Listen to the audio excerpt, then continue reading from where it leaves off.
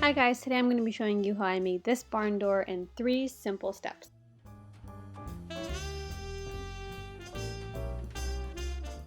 To build the door, I bought 6 pieces of 1x4 plywood and 6 pieces of 1x6.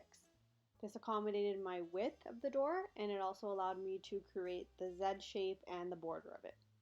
I used knotty pine in both the 1x4 and the 1x6 just so that I would have a consistent finish and color across my door, and it was the most affordable.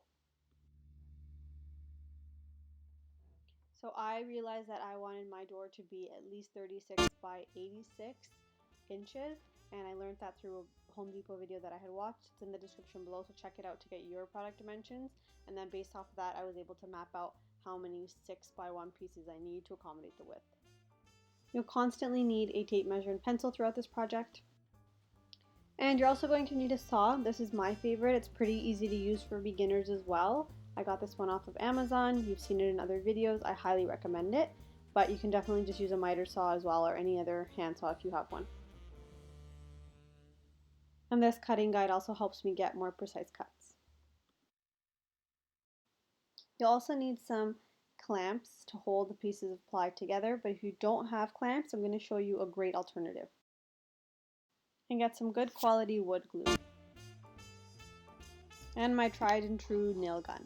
This will really help you hold your 2 pieces of wood together because it just pierces right through. Just make sure you have the right width. This is a 1.5 inch nail, and it'll just pierce right through both pieces of wood without poking through. You don't want to go too short or too long.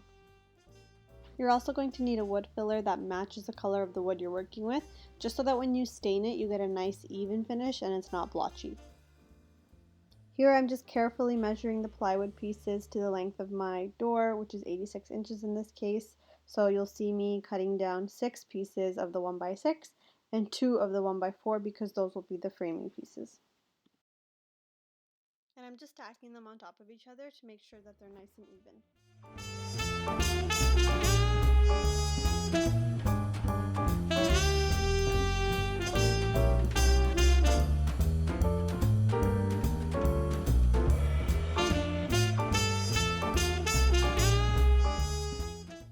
I don't have a huge woodworking table, but that's no problem. I'm just going to build this door on my floor. What I'm doing here is I'm laying out 6 of the 1x6 pieces side by side to kind of build the base of it. Then I will take the border pieces, so the 1x4s, and put them on top.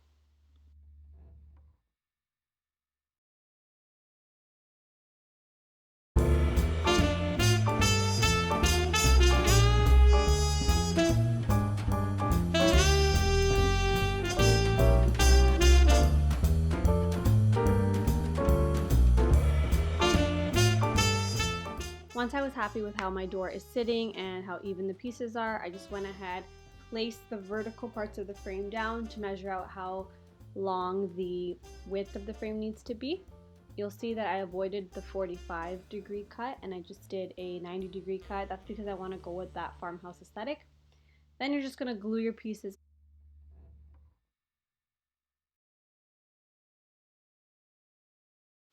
For some extra strength and durability, just use some clamps or any heavy objects you have at home to help the glue set.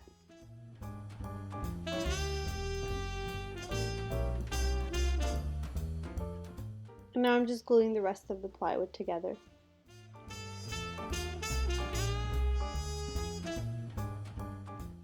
I'm just placing these dumbbells for some added support and to help the plywood lay flat. By attaching a horizontal framing piece to this area that I'm measuring, not only will you amplify the farmhouse aesthetic, but you'll also be able to achieve a little bit more durability and hold, as it's just going to plank over the vertical pieces and keep them secure and flat. Here I'm just mapping out the Z piece, so it's just a diagonal piece that's going to go from one corner to the opposite corner of the door. Again, it's going to add more support and amplify that farmhouse aesthetic we're going for.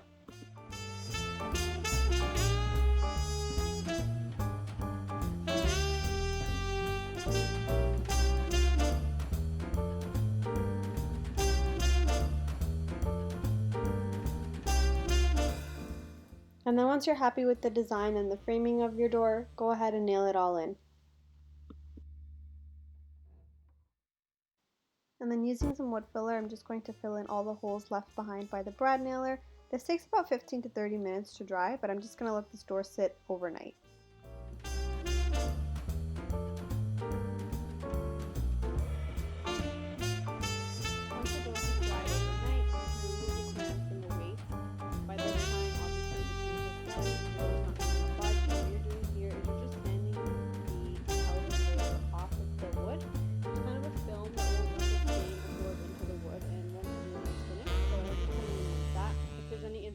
On your wood, you can remove that too.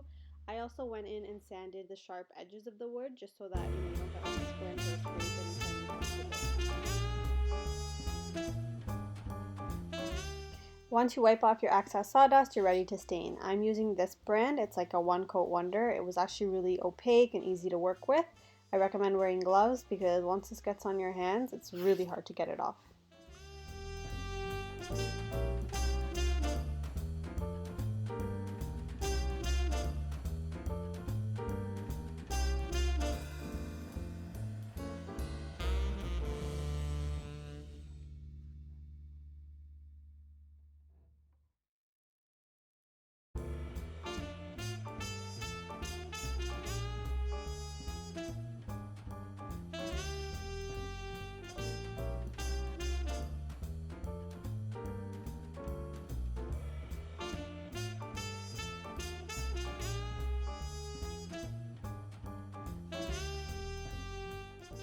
It is very important to let your stain dry completely. The can says 1 hour, but because I was working at a much lower temperature, I needed about a couple more hours.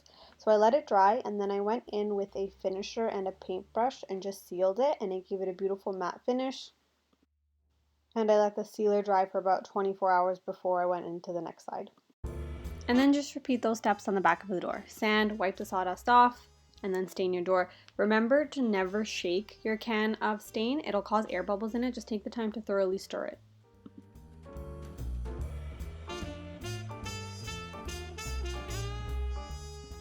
Depending on the environment and the temperature of your working area, your stain may require more than an hour to dry. So just let it dry and then seal it, let it dry for 24 hours, and then you're ready to install it. Now comes the fun part. I've taken an extra piece of ply and I've stained it, and I just measured it out and I left it about 1.5 inches longer than the rail. I'm going to nail it in or screw it into the studs so that way I can kind of attach this anywhere I want to and it'll be secure. Here I'm just using my stud finder to mark studs in the wall.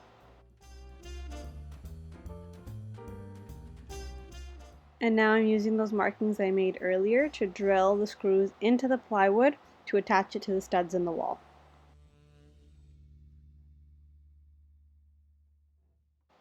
And then here I'm just pre-drilling some holes for the spacers and the rail screws to go through easily. If you pre-drill them, you'll save a lot of fuss and you'll be able to make sure they're leveled and even. So don't try to be an all-star like me and just try to wing this whole installation process. Read the manual that comes with your hardware kit to see exactly what you're supposed to do and the steps you're supposed to do it in, just so that you can install this the right way the first time and not do what I did and have to take it down and put it back up, take it down, put it back up, drill a hole here, drill a hole there, and then have to redo it all over again. I recommend purchasing your hardware kit before you actually make the door, just so that you know how thick your door can be, how long it can be, how wide it can be, because depending on the kit, obviously the size of your door will vary. I was pretty lucky. My hardware kit fit the door exactly how I made it, but in some cases it might not allow it.